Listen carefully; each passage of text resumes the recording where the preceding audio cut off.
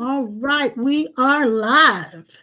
And I am here, and this again with my sidekick, Apostle Norman. Hey, Ma. Hey, everybody. Yeah, nobody's come in yet, but what do you got on your heart? What do you got on your heart today? Anything particular? Well, pretty much my focus, and we talked about this after one of the broadcasts a while back. I've really been researching a whole lot concerning alignment and in the area of Oh, okay. Okay. alignment.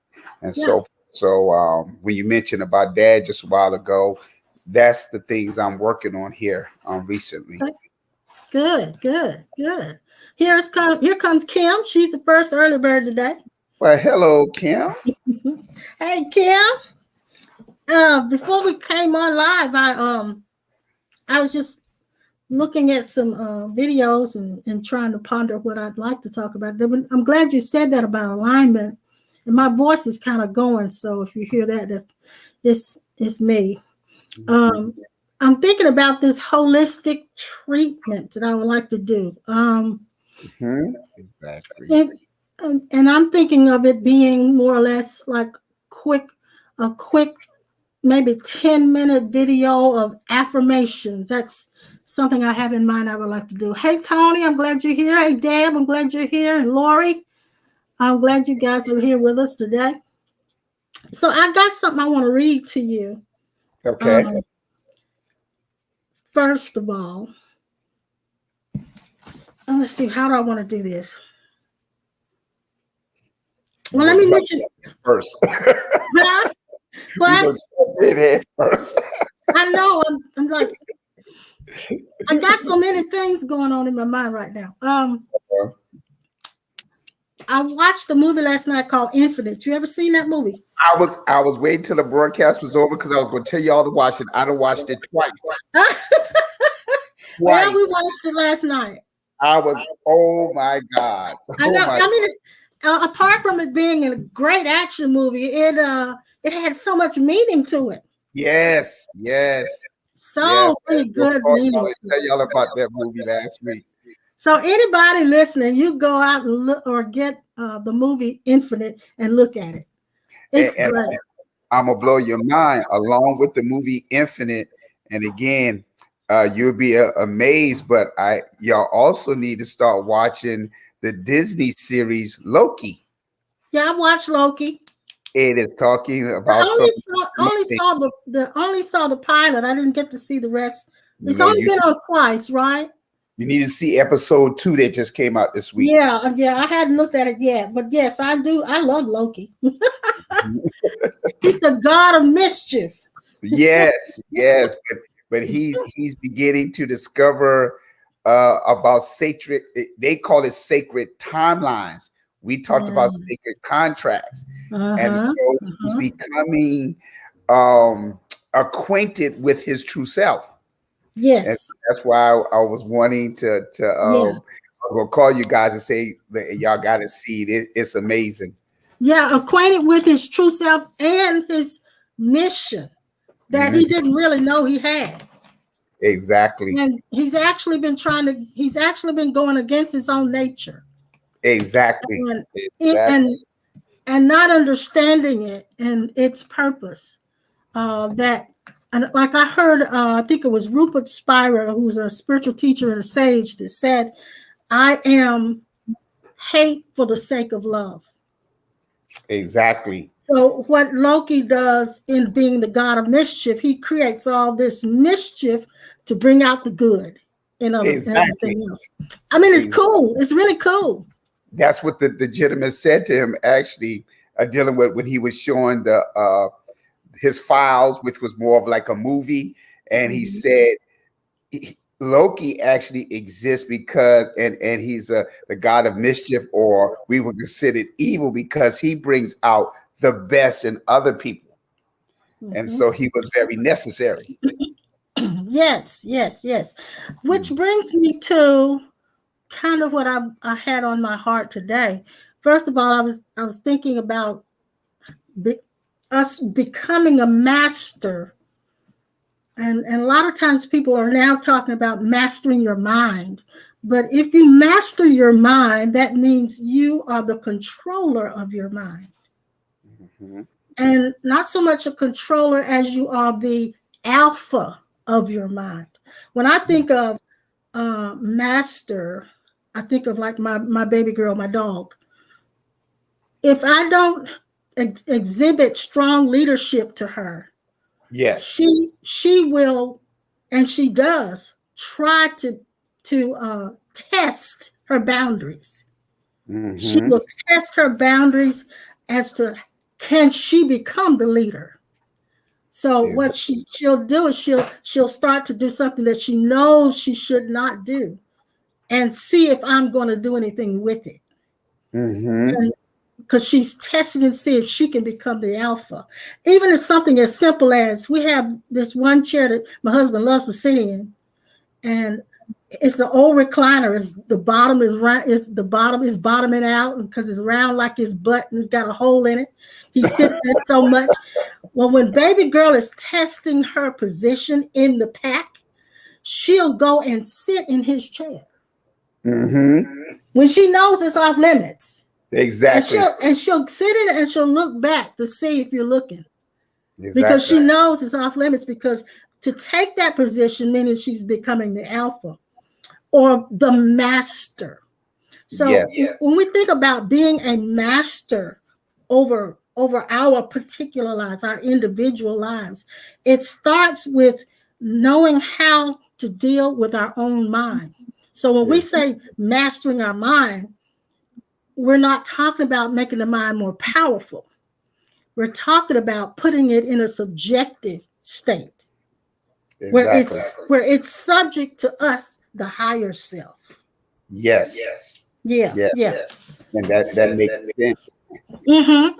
So because now, it's most of natural. us, go ahead. I didn't mean to cut you off. I say it's something natural. It's something that happens actually in the animal kingdom as well. In order to whoever is going to become the leader of that pack, of course, Mm-hmm. they will have a confrontation or a fight, a battle Mm-hmm. amongst one another to Mm-hmm. determine who is the alpha male that will Yeah. actually lead that particular pack. And so that Yeah. is something that's very common. And so when it comes to mastering our mind, we have already stated previously that we are actually our own enemy. And Yeah. so when it Yeah. comes to the point of mastering our mind, there's going to be opposition and a fight within our inner self in Mm-hmm. order to put the false self or that mind under control and make it subject to the higher self, which is our true self. Yes. Yes. Yes. Now this, I want, if you guys can write this in, I want you to type it in. My mind is the dwelling place and the feeding place for all thoughts and ideas. My Repeat mind is the dwelling place and the feeding place or the eating place for ideas and thoughts, for my thoughts and ideas. So we think that thoughts are coming from us. Well, we use the old adage, I think, therefore I am. that. But in actuality, I am, therefore I think. Hmm. So I am not the thinker. Thoughts come into our minds like clouds come into the sky, because our brains are a receptor. It's a receptor. It's like the old transistor radios. You remember those? Yes. It would pick up everything in the world, right? But you hardly got any station clear, but you got a whole bunch of stations A at one whole time. bunch of stuff at one time. Exactly. So that's the way our mind is. It's it's a transistor. Mhm. It picks up every thought from the collective. From I'll give you an example. I heard this story years ago about a lady who lived in California, and she would go across the San Francisco Bay Bridge, or I don't know if it was that bridge. It might have been another bridge, but she would go across that bridge, and every time she would get to a certain point in that bridge, she would start to have anxiety. and she didn't know why. But she found out later that what had happened at that particular point in that bridge was a tragic accident. Wow. And Wow. she was receptive to the energy that was still lodged there. Wow. So that's what was triggering her anxiety. So our brains are constantly picking up. And so we may have a mood that we think is our own, and it may belong to somebody else. Exactly. Mm-hmm. Exactly. So let me ask you this question, because I had the same experience years ago, of a person who came into another person's house, and I was there. I had a conversation with these individuals prior that week, and this particular person came in, and they actually sat in the same spot where this other couple, who I was pretty much advising and giving them counsel concerning some things, because they were in opposition with one another. And so this person came, and when they sat there, they jumped up and they said, "Oh my God, something happened." And so they tapped into whatever the a residue of the energy of that couple was still there, and they picked it up unaware. And so would that be our spirit or our soul that's picking up the frequency that was left there? It's your entire being. Okay. It's not only your spirit or your soul, it is your actual brain that's picking things up as well. Exactly. So that tells me that for that to happen, there is a connection somehow. Again, when I was talking about alignment, so there is a connection between our spirit, our soul, and our body. Yeah, and noticing when you say that, I'm going to say yes and no. And the reason why I said that way is because in that particular scripture that you're referring to, I think it's in Thessalonians, is it not? Thessalonians 5, where it's sanctified, we're sanctified holy, spirit, soul, and body. And the word holy is not HOLY, it's WHOLY, which means entirely, which is what salvation is when we are integrated and become whole. So as long as we're seeing ourselves as separated, integrated parts, we are not whole. Exactly. So even when we talk about, my husband and I talk about the false self and the true self, or the conditioned self versus the pure self. So even that has to be transcended, and we have to become whole even with that. So while we will see the different aspects or parts of ourselves, basically because that's when you're going through a surgical procedure, you have to differentiate the different parts in order to make the process of healing better. But once that surgery is over, there is an integration, that is a wholeness that must take place. Right. So yes, there is a connection, but it is all the whole being itself. Yes. Good. That makes sense. Did that make sense? That makes sense. And again, don't want to deviate from what you're talking about, but again, okay. Like I shared with you earlier, that's a journey that I'm actually on right now, concerning holistic alignment. And that's very needed, yes. Yeah, where I understand each part is a separate entity, but at the same time, there is a connection that often occurs, like you said, integration between the three different entities in this aspect. Yeah. As a matter of fact, we have this ego, and then we have our pure self, or our heart, our heart self, our God self, but when you look at the ego, which is the reptilian brain, it's the brain of survival.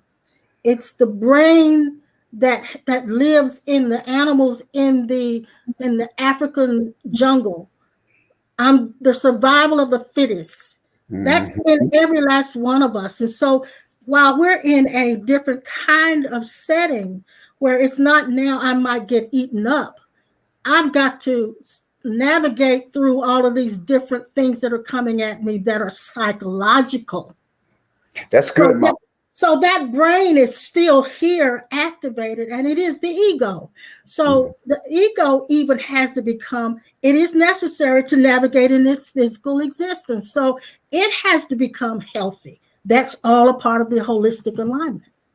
I love what you just shared, because if we could get an understanding of people different reactions and their emotions, you brought up a very, very important point, because sometimes people could be misunderstood when they don't dig deep enough to understand a particular emotion that manifests when you talked about survival of the fittest. So that tells me when I sense that they're oncoming danger, immediately my defense mechanism is going to be activated to the point that I'm going to defend myself, which means there would be a characteristic trait or a personality that may manifest that you may never been acquainted with before, because you don't understand. I just went into defense mode. True. And this is the thing. And I'm glad you said that, because when we go into defense mode, before we go into that mode, we have utilized the conclusion, the evaluation, the assessment that our mind has come to. Yes. And so that's why a lot of us now are in fight or flight responses when there's no real danger. Exactly. Because our mind, remember the scripture that says that we should not judge. I don't remember where that scripture is. Don't ask me to find it, but it talks about not judging others. Matthew 7. Yeah. So, and when that was said, it wasn't said because it was unlawful to judge. Mm-hmm. It was said because our judgment is distorted. Yes. Yes. When it says about a righteous judgment, that means I'm judging right. Mm-hmm. Okay, Yes. so that means I'm seeing things right. I'm seeing things the way it really is. So when I'm judging righteously, I'm able to see things as it really is, and I can come to a real, an honest conclusion, a wise conclusion. But the brain, or I should say the reptilian brain and the mind that we have now, that has been conditioned by so many things, it has been distorted because it has labeled certain things as threatening that are not threatening. Exactly. Okay, so we really can't trust the mind. And one of the reasons I say that is not so much to make us afraid of listening to what our thoughts are saying, but it's to actually, when we hear a thought come through, is that thought for me or against me? Okay, because every thought is a living thing. Yes. You remember we always say it's a thought form. Yes, ma'am. Yes. So if it's a thought form, it has taken a body. Mm-hmm. It has now gotten a body. It's gotten a structure. Mm-hmm. It has a shape. It's an embodiment. Mm-hmm. So I've taken that thought that's gone through me and I've given it a body. Exactly. You've taken it as your own. Yes. Yes. I'm wearing it. I'm wearing it. And it has become my garment. And at the same time, not realizing that that thought is a living entity. Yes. It's a living entity that I am either going to starve or feed. Mm-hmm. That's good. That's good, Mom. Most of us are feeding them. even the ones we don't like, we're feeding them. And which give them more power and more strength the more we feed them. Gives them more power. I want you to write this down and type this in if you can. Thoughts and ideas are energies They're also psychic entities. Psychic in the sense that they live in the psyche of people. They're identities that live in the psyche. Or you can call it an I-entity. Okay? It's a living idea in the mind. Or you can call it a mental personality in Wow. consciousness. So you know where you just brought me to, right? You just brought No. me. You just brought me back to the movie Infinite. Okay. Remember, he was diagnosed by psychiatrists that he was schizophrenic. Mm-hmm.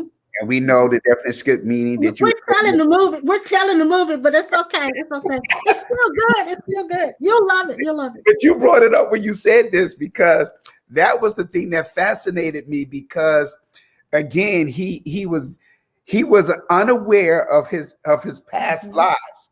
And so he himself thought he was having a psychological problem and was diagnosed by someone else as one as being was schizophrenic, dealing with many personality, having many personalities.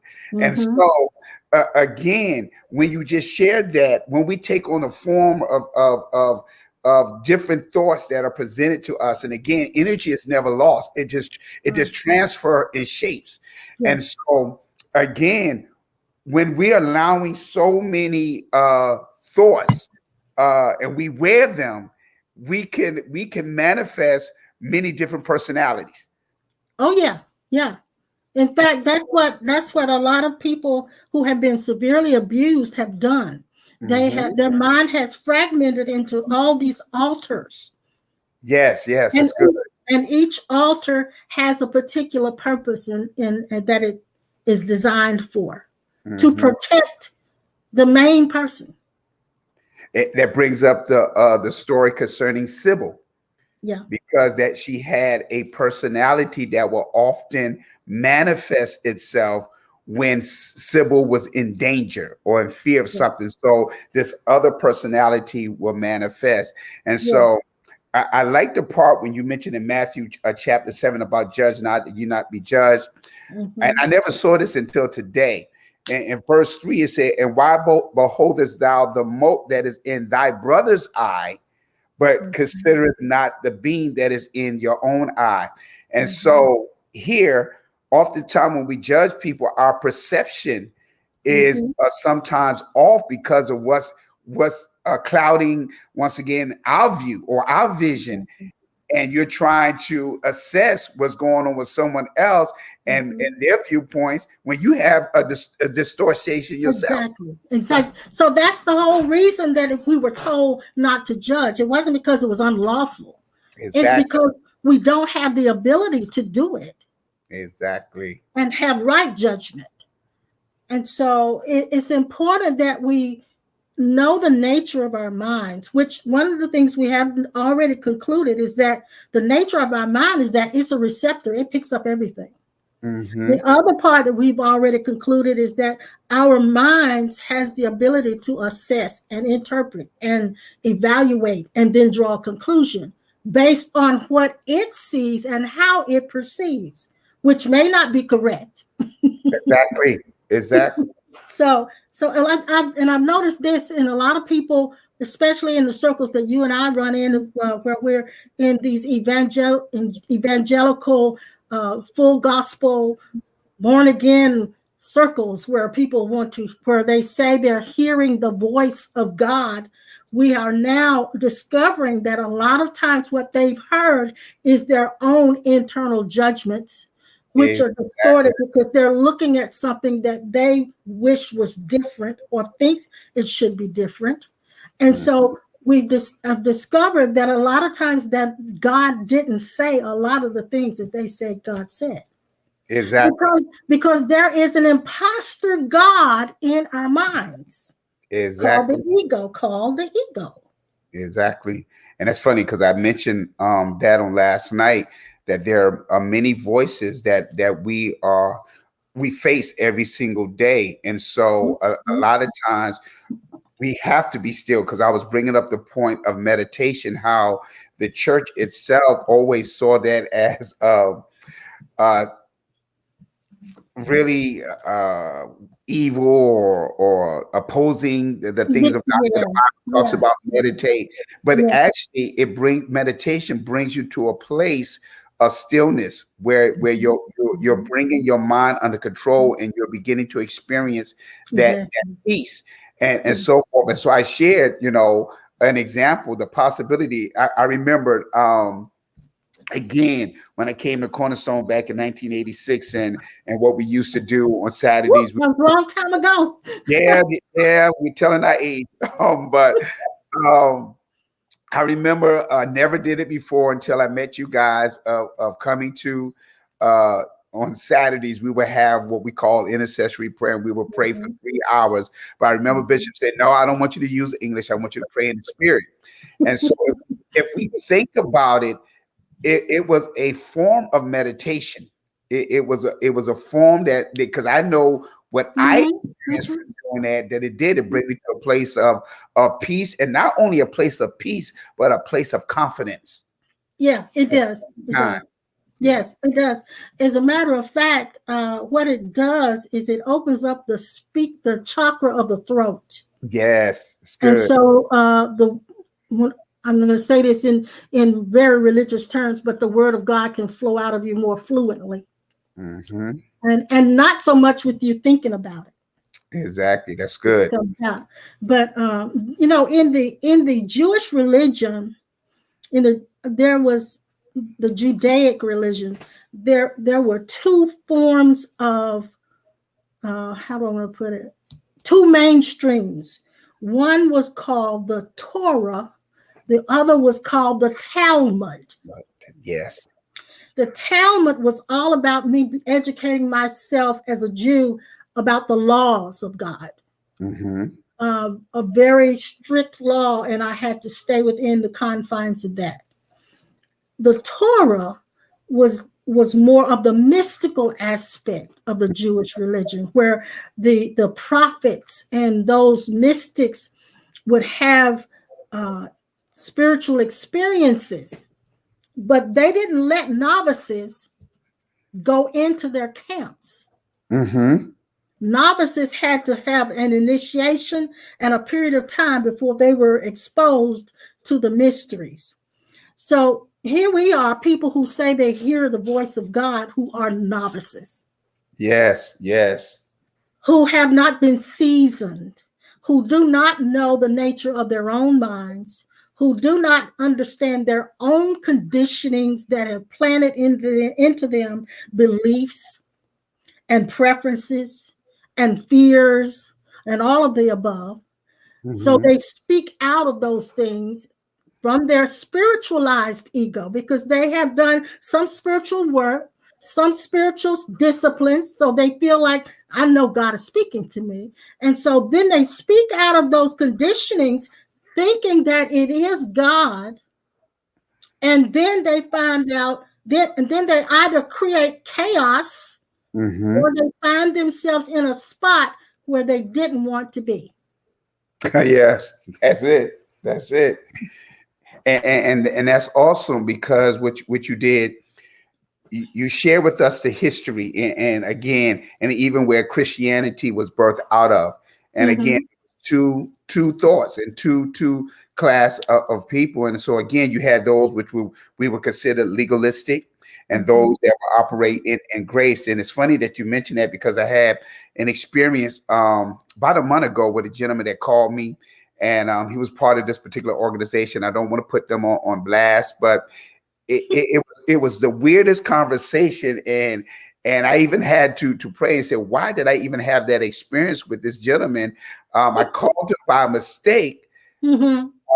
and I was trying to reach out to my cousin, and I called this gentleman by mistake, and so I figured out what part of the organization he was, but he kept coming at me concerning if I don't keep the Sabbath, and if I'm not doing this, that I was not in right relationship with God himself. And so I was trying to get him to understand. I said, I understand your point, and I'm not getting into an argument, but I said, I want you to understand this example. I said, when it comes to the laws and so forth, I said, when I was coming up, my mother and father gave me guidelines. And I said, I use, for example, they told me, whatever you do, you could go outside and play, but do not leave this yard. Do not leave this yard. They just gave me a law. They gave me boundaries. All right. And so it wasn't to imprison me, but it was to protect me from any danger. And so I was trying to get him to understand. I said, yeah, I understand you said Jesus came to fulfill the law, but he also made the statement, he gave us a new commandment that we love one another. So I said, I want you to understand something. It was because of the love he had for us. He gave certain guidelines not to imprison us or to our liberty, but to protect us. Yes. And I wrap his mind around that. Yeah. And it's because, and again, we're talking about the mind, the nature of the mind. His mind had obviously formed an opinion. And that's a judgment. Every opinion I have is a judgment. Exactly. So am I forming that opinion based on a belief that I have? Am I basing it on a fear that I have? Am I basing it on a preference that I have? So when I make a judgment, I must know myself. And I remember this the old proverb that says, "Know thyself." Yes. Know thyself. So and even the scriptures tell us, "Know ye not your own selves." Yes. Know you not your own selves, and that's where we miss it. Because we don't know our own selves. So we don't know where these things are coming from. We don't really know where they're coming from. Exactly. And it's awesome because, like I said, I've been doing this series of teaching on divine alignment. Okay. And so one of the things that I share with the people, and I want to pull it up, when one is bringing their life into alignment, I share with them there's 3 things you need to do. All right. And the first thing is you need to clarify who you are. That's the first thing you have to do when you're trying to bring everything in alignment and you come in alignment with the universe and with God himself and everything and who you really are. You have to clarify who you are, not based off of the perceptions and opinions of other people. Or remember, and I was sharing this last night because you did it with the young lady who I can't remember what she stated in the comment section, but you started stripping off layers to help her discover who she really is. You know, that's called the neti. In the East, it's called the neti process. I'm not this, not that. So when I begin to peel off all of the things that I think I am. All of the things that have been added to me since my birth. Exactly. Even I'll go beyond that. All of the things that have been added to me since my conception. Because at conception, I had no body. Exactly. All right, so it's taken me all the way back until if I rewind far enough back to where I have nothing added to me. It'll be really difficult to determine what you are. Exactly. And it's funny because I was reminded of an experience that I had one morning when I woke up, and I had shared this already, that I heard, who are you, or without when? Who are you without being the pastor of Bold Ministry? Who are you without this and that and that? And so it kind of reminded me that, you know, when I went through that process, that's where I began to discover, again, the difference between happiness and joy. And so again, when I'm trying to feed, I love what you said about when I'm trying to feed the false self with external things such as success and money and cars and relationships that I have or whatever, that is strengthening the false identity.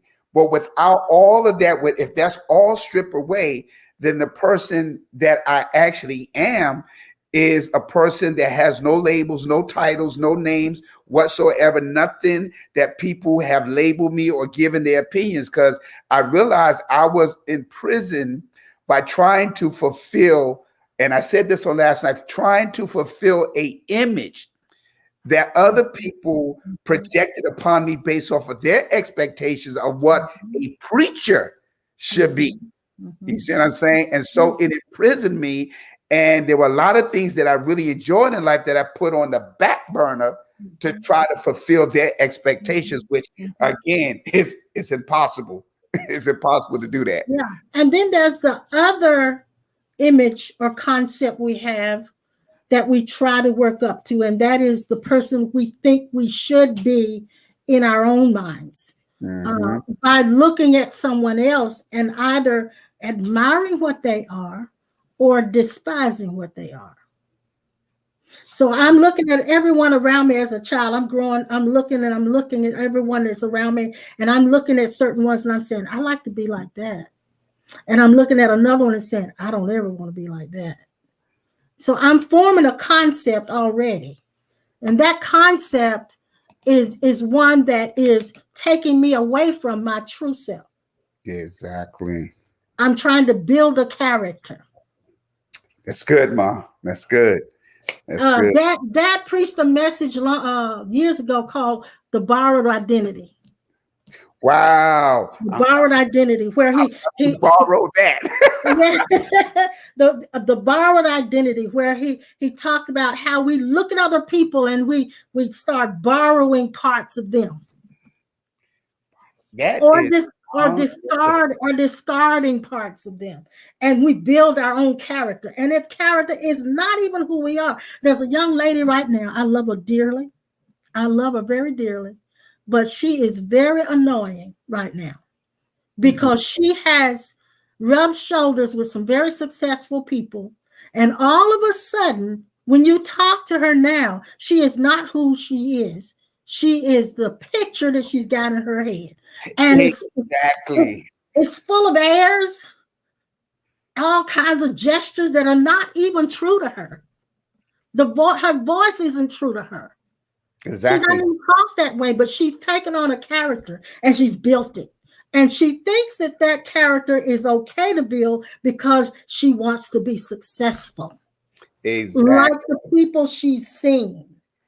So we've done that in all kinds of areas. Some people have done it in their marriages. That's why I say marriage seminars are okay. They're good for some people. But if you got to tell me how to love a person, I don't love them. Exactly. If you got to tell me, if you got to tell me how to be kind to that person, and I only do it because I've been taught that, I'm not really kind. I'm not really loving that person. So there's a place of authenticity. When you really love somebody, you don't have to be told how to do it. Exactly. So go ahead. But see, the thing is with that, and I'm glad you brought that point up, because I counsel a lot of married couples, but I come from a direction that I don't sit there and discuss right and wrong and how to, I try to bring them to a place of clarification. Because one of the things that they need to understand, both of y'all came from two different cultures. Y'all came out of two different environments. So the way that love is shown on the male side is totally different from the way that love was shown in the young lady's family. And then at the same time, you got two different mindsets because you're two different genders and so forth and so on. So I try to help them to understand all of that and come to a place where I share with them. I thank God for my mom, my dad, my aunts, uncles, or whatever. But at the same time, they could give me advice, but that was from their culture and their mindset. When you come together and you marry as husband and wife, become one, you now have to create a culture that works for you. We think I'll give you a good example. My husband and I, we're in our 70s. In my generation, women catered to their husbands. They did everything for their husband, even if they were mad as hell to the husband. They would do whatever they had to do. They take his food to him, they do everything. Nowadays, that don't work. And look, There were things called woman's work back in the day. Mhm. Not now.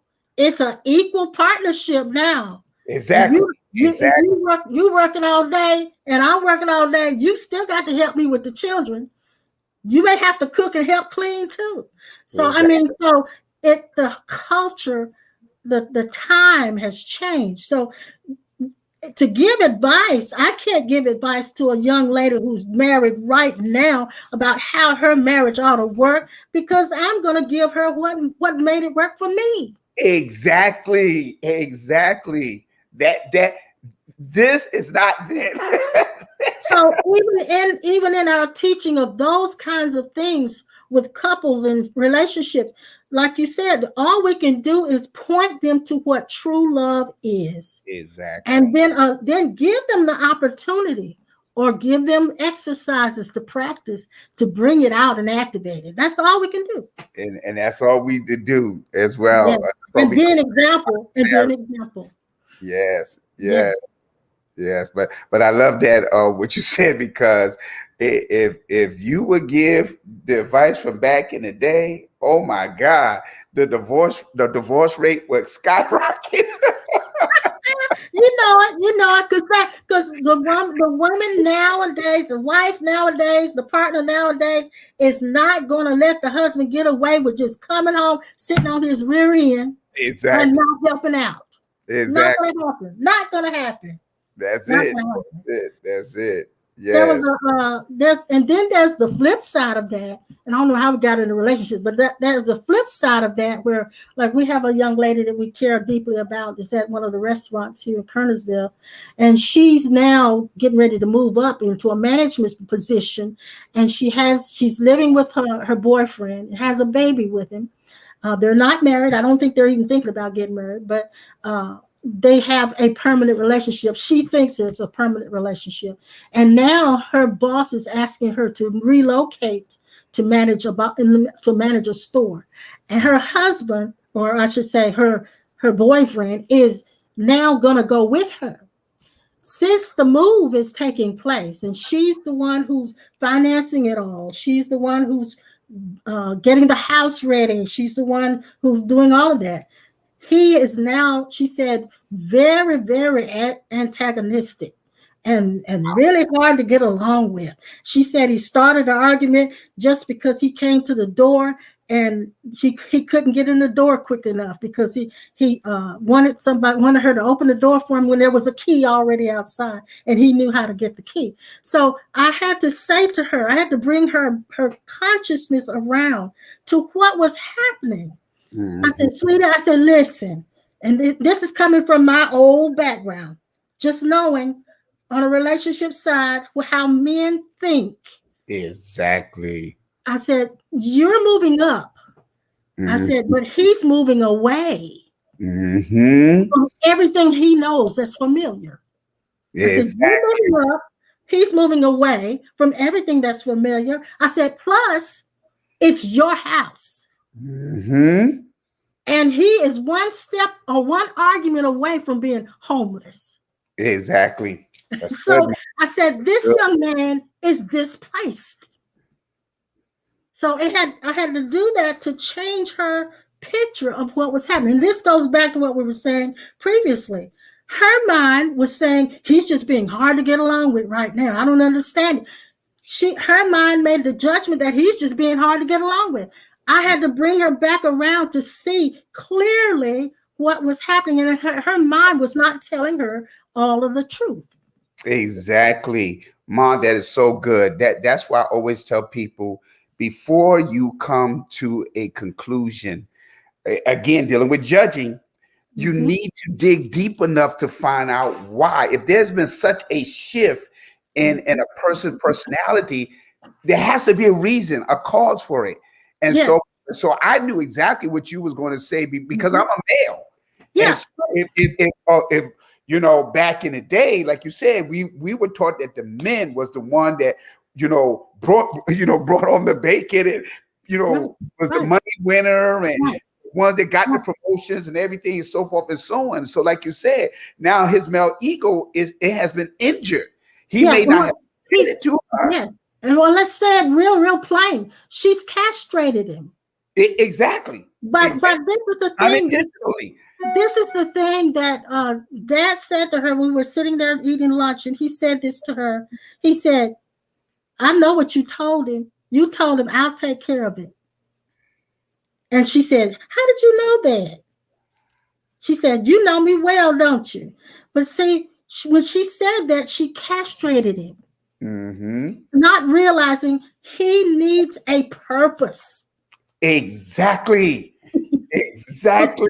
She's all elated and happy about the move, and he's probably going through everything. He's thinking like, "Oh man, what am I gonna do? She puts me out. I'm not even where I can get to my family." So he's got all this stuff laying on his shoulders. Plus the fact that he's this new generational thinking where I'm gonna let this woman take care of me. Mine, So that's a whole nother message there. But see that's amazing and it's funny that you said it because I just watched the movie yesterday entitled Lucky Girl, and that was something that the guy that she was getting ready to marry was dealing with. Now she was filthy rich. Her dad had left her a lot of money, but he was dealing with this thing and no one could figure out what it was until he eventually came out and said, "Guys, I lost my job. They shut down the company that he was working at or whatever." And it didn't matter how much money she had, and she had enough money to take care of both of them. But he had this thing that he was trained that the man got to be the one to take care of the home. You see what I'm saying? So he felt, like you said, displaced without purpose. Yeah, and realizing too that there has to be a balance in that, because there are a lot of couples now their wife makes more than the man does. The female makes more than the male does. And it's nothing wrong with that. It doesn't mean he's lesser than. There are some men who stay home and take care of the children now. And that doesn't mean he's less than, because that's a big job. That's a big job. Yes. But the thing is, I think it's coming from our condition and our minds. Like you said, most men have had certain beliefs passed down to them about what a man is. And don't have a clue really what a man is. And women the same way. Women have had passed down to them what they are and how they are supposed to respond, and to the male species, and none of us really know. So we really are in a vulnerable position because we're trusting history. Is that good, man? That's good. Oh my God. And we're trusting history. We're trusting mistakes made by other people. We're trusting a lot of stuff. But when we get to the place that we have a thought go through us, this is the thing I heard somebody say. Who did I hear say this? I can't remember who it was. It might have been Reverend Ike. He said that every idea has God in it. That is Reverend Ike. I saw that. Yes, that is him. So he mentioned the fact that some of y'all he said, some of you guys been frying chicken every day, but you still don't have the money that KFC's got. Exactly. And it's because of the thoughts. I fried chicken every day and everybody love my chicken, but I don't have the money that KFC's got. I'm making hamburgers. I've been making hamburgers and everybody love my hamburgers, but McDonald's been making the money off of hamburgers for years. So it's our thoughts that's keeping us from really excelling. It's our thoughts that's keeping us down. So when we know that a thought is an energy that can be fed, I ask myself sometimes the question, is this thought for me or against me? That's good. And sometimes I don't even know it's a thought, it's a mood. It's just a feeling. And it's a feeling that's born out of a thought that's running in my subconscious that I'm not aware of.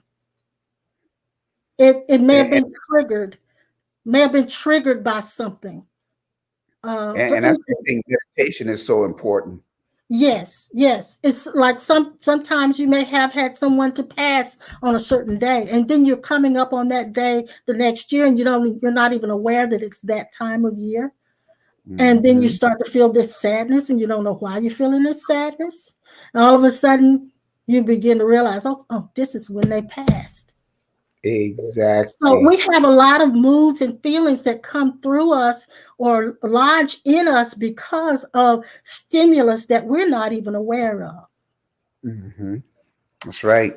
There Yes, go those layers again. That yeah, and you, like you said, the thoughts that we wear, we take upon ourselves, and so forth. yes, yes. So to discover and clarify who you really are, you're gonna have to start peeling away and taking Got off all to. of the layers. Yep. Got to. And see, I'm still doing it. I'm still peeling. Uh, I'm peeling this onion like everybody else. I may have Yes. gotten down closer to the core than some, but I'm still peeling this onion because there are days and times and moods when I know I'm not feeling and I'm not thinking properly. I'm Mhm. not thinking at my highest potential, or I may be feeling a little bit alone, or I might be feeling like uh, somebody's not treating me right when I'm looking at it wrong, or it's a whole lot of things that's being peeled off right now in myself and dad. And one thing, dad, this is good, I don't know if he's going to talk about it when we see him next time, but yesterday he realized that he has now put so much distance between who he is authentically and his ego, because when his ego talks to him, it calls him you. And Oh wow. it'll say to him, you this, you that. For instance, this is funny. He said, it told him, said, you need a good ass whipping. Or it said, if you keep talking like this, you're gonna lose everything. That Hmm. ego now is talking in a dualistic manner because there's enough distance now where he knows he's not that.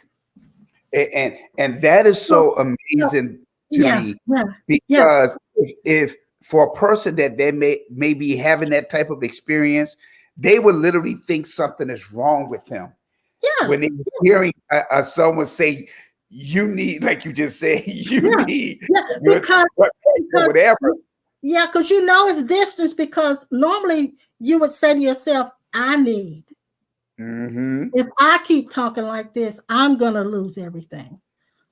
But instead, it's saying, "If you keep talking like this," it's a thought going through the mind. If you keep talking like this, you're gonna lose it. That is a thought that is now taken on a form, a shape. Yes, that is It so is the good. ego. It is the ego, but it is the ego. Uh, what's the word I'm looking for? Not displaced. It is the ego. Shucks, I'm looking for a word and I can't find it. It's the ego not knowing that it's supposed to be subject. Trying to have dominance. Because it's always had dominance. Exactly. Our minds have been living. Our minds have been living these lives. Wow. So Which we've never really had the opportunity to live our own life without the ego infiltrating and doing what it wants to do, and the mind telling us this and telling us that. Because if you notice, when you open your eyes in the morning, when you first wake up, and for a brief moment you're clear, but then all of a sudden everything comes rushing in, like, I need to do this, or I should have done that, should have done that, or everything rushes right back in. The minute the mind goes online, it all rushes right back in. So we and, have not lived a clear life. and that's good because Paul had that same experience. You just highlighted even the more and brought more clarification according to Romans chapter 7 when he said, I wanted to do right, but it seemed like evil was present. And that which I did not Always want to present. do, I kept doing. And so he was having this battle until he came to the place he realized that there was another, he said law, but another entity that Mhm. was actually active, and he was not even aware of it at all. Exactly. Exactly. So we should not demonize our egos. Exactly. It's not a demon. It's a wounded child. Oh, I love that description. I love It's a that. child. It's a child that's never grown up, Wow. Wow, that's and it good. and it feels threatened by everything. So now, and I don't know if my mom. I haven't even looked at the comments. I don't know if my mom watching, but now there's something that took more meaning to me just now when my mom will always say to me as I was coming, because I've always been a very defensive person. But no, let's rearrange it. Let's convert what you just said, because you know now that's been defensive is the ego, right? that wounded child. Exactly. So you have never been defensive. Exactly. And see, that's the point I was about to bring up, because my mom will always say to me, coming up, Norman, you don't need to defend yourself. She will always tell me that over and over again. And so from this discussion, and even we even mentioned this earlier when someone goes on, when we was talking about survival, Yes. someone go in survival mode. And so now, even when you made that statement, and that just brought healing to me, because if I reflect back on some things that I went through, the child who I was at that time was hurt, was because of things that I saw. Yeah, well, you listen. Yep. Can you imagine being, now this is, I don't know how tall, how little you were, how big you were, but can you imagine being real little? Can you imagine being 3 feet tall in a world of people that's bigger than you, calling all the shots, everything happening around you, you have no control? Can you imagine being that and not being afraid? There is no possible way. I had that experience. Yeah, there's no possible way that any of us could, in that situation, not be afraid. The point is, though, what we do is that same wounded child has lived inside of an adult body. And that wounded child has been there, it's never been healed, but it doesn't really need to be healed. It needs to be recognized and not identified with. Exactly. And that's good. And you just brought light to what a lot of all of us have dealt with. And again, digging, we, instead of us making conclusions and judging other people, and even Jesus said, when you're dealing with, how can you judge someone else concerning the speck that they had in their eye when you got a 2x4 in your own eye? We always try. Isn't it funny how we always trying to fix someone else when we ourselves are broken, and we never take the opportunity? Well, and I've kind of found out why. I'll give you an example that's closer to home with me. My husband and I, we live in the same house. And so there are a lot of times we have a lot of opportunities to feel like the other person's doing something that we don't like or is against us. We have a lot. That's just normal in relationships. But when I'm disturbed by what he does, I'm taking on his problem that he's not disturbed by. That's good. That's good. So okay, let me see if I can give you a good example.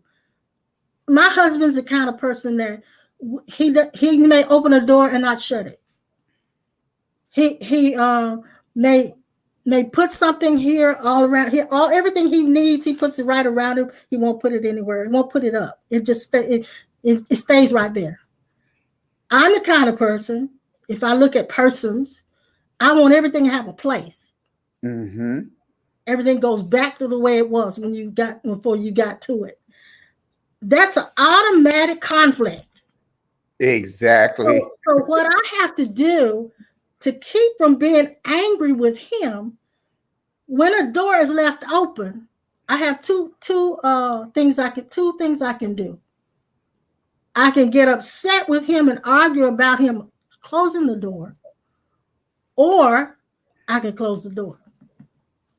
Mom, woo, you about to make me jump out of my chair.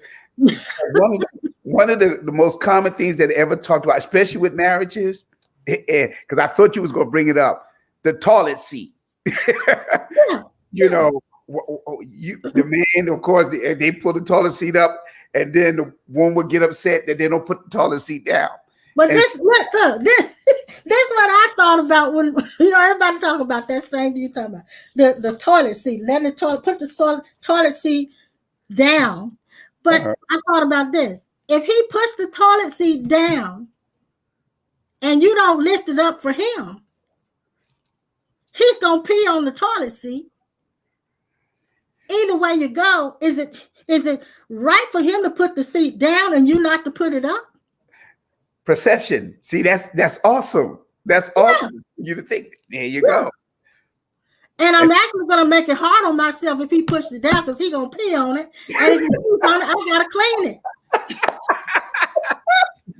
And that's good. And it's all about how you see it, Exactly. And we have been conditioned by the world. Just using that example, someone will say that's wrong that he left the toilet up and stuff like that. And everything is always based off of the right and wrong. And it's not even a right or wrong view. It's just well, this is funny, but you could just train him to sit down. That'd be But my husband's real good. He puts it down for me, so I don't have to worry about it. But I've heard people get the biggest arguments about that kind of stuff. Even the toothpaste. One person squeezed the toothpaste from the bottom, the other person squeezed it from the top, and get upset about all of that. Why don't you just get 2 tubes of paste, and then you won't have that problem? Exactly. And so again, there goes the way we've been conditioned from the environments and the culture that we've been exposed to, and now we want to flick that on someone else. You see what I'm saying? Yeah. And it's called giving grace, allowing grace. If I allow myself to have mistakes and have flaws, I need to give that other person the same opportunity. Exactly. They don't have to be perfect for me. Exactly. And so that's where, again, what you mentioned, grace, and then the freedom, giving the person the freedom to be who they are. When we do that, my husband and I try to stay that way, to give each other freedom. So we fail at it sometimes and we end up arguing. But for the most part, I say 90% of the time we accomplish that, giving each other the freedom to be who and what they are so that they can be happy. And that causes us to laugh more. That causes us to enjoy each other's company more. Yes. And we don't nobody have to tell us how to treat each other. Exactly. That is anyway, our time is up. Yes. Mom, this was good. This was good. We're gonna have to build from this. This is God. Well, listen, we only got one more impromptu this month, and I'm thinking about shutting it down because I want to focus on some other things. And but now you're opening it up this Sunday? On the 27th. On the 27th. Oh, that's not this Sunday, is it? No, the Father's Day is this Sunday. And so okay. Yeah, we open up on the 27th. And I have to say this to you guys. I thank y'all for what y'all said on Tuesday. Again, I'm a very calculated individual and never want to put people lives in harm's way. I'm praying that they would really come to the awareness that is more to us being one with God and God being us and so forth and so on, rather than running to church services and so forth and so on, because there is another variant that's out there that they're saying that is more deadlier and more contagious than the previous. And so I said the same thing to someone, and then y'all said it on Tuesday night, that I think this time that we have is just a simple grace period. Yes. But they're looking for this thing to spread in the winter months. And so we may have to go back to the doors being open. But I want those who is part of quote unquote the Christian circles, let's stop attacking and judging one another. It has nothing to do with our faith. And that's the thing that kind of rubbed me the wrong way. One pastor, you may have the doors of your church open now you're looking down and criticizing the ones that don't have their churches open. And so again, and this is the human side of me. I've lost a great friend in the midst of this pandemic. And then we had lost one of our deacons. And then to discover that I had so many others within our church that contracted the virus. Look, they've been wanting me to do social media for so long. I'm doing it. So now it's all about the teaching and the sharing. And we can do that, through technology or whatever. But yeah, we should not judge one another and attack one another, and we have to be wise and we have to be safe. We do. That's right. Yeah. And there is a prophet who's been speaking about the COVID-19 as it regards the church, and that maybe somebody you guys don't approve of, but his name is Bernard Jordan. Yeah. And he has been accurate. Yeah. Yes. He has also said that by October, the grace period will be over. And it makes sense, because if you think about the flu, it comes back every fall. Yes. I mean, so to think that this is completely over, and I think this is an illusion for people that they're getting trapped in, that it's completely over. But at any rate, for now, when you open up, I pray that you have a good service when you do open up, and we will be back again next Thursday. And listen, even though I may be closing down for every Thursday at 2:30, Pastor Norman and I may come back once in a while, really as an impromptu, because we're not going to tell you when, and do a series or something for you. And I just want to make sure that we're in alignment and harmonized with our inner being as to what we should do going forward. So I've got some things I'd like to do. I want to write a book. I've been writing some stuff, but I've got to pull it together, because I know that that's what I've got to do. And so I've got to work on that. All right, Mom. You chastise me. Yeah, and the other thing that I really have been feeling that I want to do is like a quick break, like I mentioned to you before we went live, a little 10-minute segment of quick affirmations that will keep the mind in the right place. That's good. Like a holistic treatment, holistic mind treatment. I'm thinking of doing that, and once I get it all together and figured out how I want to do it and format it, I'm gonna let everybody know. But that's what I've got on my plate. And you're gonna be doing the alignment series, right? Yes, I am. You posting that online? I haven't started posting it yet. I'm going to try to get everything situated with the church first, but I'm going to do a whole different series dealing with holistic alignment, bringing, once again, the connection or integrating the spirit, the soul, and the body, but at the same time revealing the difference between all three different entities and so forth. And so that's something that's been dear to my heart. So that's why I've been sharing to Bo on social media. When we come back together, it's going to be a whole different ball game. It's going to be great. Yes, it's going to be exciting. And I think more people would love that, because I want to minister to the total man, the total being. Yeah. Yes, that's wonderful. Well, you folks, we'll be back again next Thursday. And in the meantime, I'll be back at 10 with my husband on Sunday, and Pastor Norman will be back at what time? 11 a.m. 11 a.m. Yes. So back to back. Father's Day to all the fathers. We love you guys. Thank you, Pearl. Thank you for tuning in, sweetheart. Thank you, Alicia. Thank you so much, Sanette. I'm glad you're here, darling. And Lane, glad you guys. And Lori, I think she took off. She had to leave. And Antoinette, I'm glad you were here. Lady Gwen, I love you. I love you, Diane. I love you. You here? I love you. Sit right now. I don't know why she never come and sit with me. And Tony and Kim, we're so glad you tuned in with us today. We love you guys, and we'll see you next time. Bye-bye. Bye-bye.